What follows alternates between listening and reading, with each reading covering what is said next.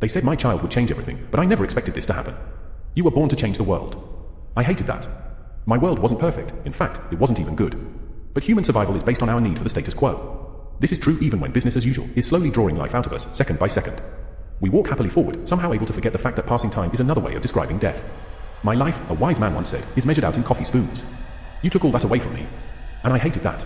The fear of caring for an entire human, and a helpless infant human at that, shook me to my core.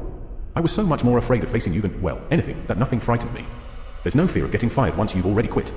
So I walked into my boss's office at the box factory and told him that I was worth more than he'd been paying me. I also explained exactly why he'd been losing money. Spoiler, he was just as afraid as I had been of facing himself and making difficult decisions. I'd known it for quite some time and had been afraid to tell him. He promoted me on the spot. The bump in pay was completely neutralized by preparing for you. Dorothy wasn't the one for me to marry. We both knew it, and we were both afraid to let go. Then she told me that she was pregnant and that I had to marry her or leave. You denied me the opportunity to stay comfortably afraid to move. So we accepted that we weren't the one for each other, but that the idea is probably based on a fantasy anyway. We embraced what worked between us, we accepted what didn't, and we moved on together. I had never realized just how much time I spent doing nothing.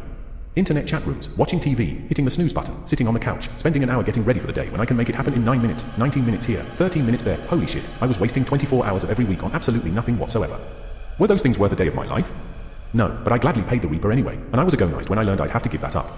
But it turns out that's just enough time to put you to sleep, pick you up, get food in you, clean the food that comes out of you, and repeat the process 8 more times a day.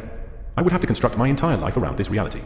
Eventually, you would grow old enough to handle those things yourself, and would never once show appreciation for my efforts. That's what I'd signed up for without wanting any of it. Life was going to be real, and that challenged everything I knew. I hated the vulnerability. Because nothing can describe the raw terror of a grim-faced doctor explaining that there are serious problems with the pregnancy. You cracked open a nerve that I never knew existed. I would have lived and died, placidly unaware of the horrifying knowledge that I'd been sitting on unused pieces of my soul. Those pieces were rotting away. Thank you for showing me how scary that is. And thank you for forcing me to push myself so far into my discomfort zone that I had to give up on doubting myself. There just isn't time to question whether I'm strong enough when my child is suffering. It turns out that doctors know more than they say at first, insurance has more than it gives at first, and I'm more of an asshole than I believed at first. I know it sounds like that last part is a bad thing, but believe me when I say it's not. If you have a terrible relationship with someone, they usually drift away in time, and if you're an asshole to someone, they probably deserve it. But even the biggest asshole in the world can't bully circumstance into submission. We learned what it was to suffer. Another wise man once explained that suffering is life. Dorothy and I lived. And we loved because we were broken, rather than in spite of it. We watched as our status quo died without fanfare, and you were birthed with much drama. We watched as you struggled, and we struggled as you stopped. This letter isn't an apology, because I have no inaction to confess. This is a note of thanks, as I sit here with you in my arms, watching the sun slowly rise on the first day after your birth. You were born to change the world. And in the 20 minutes that you lived, you did. _FB. BD. Listen.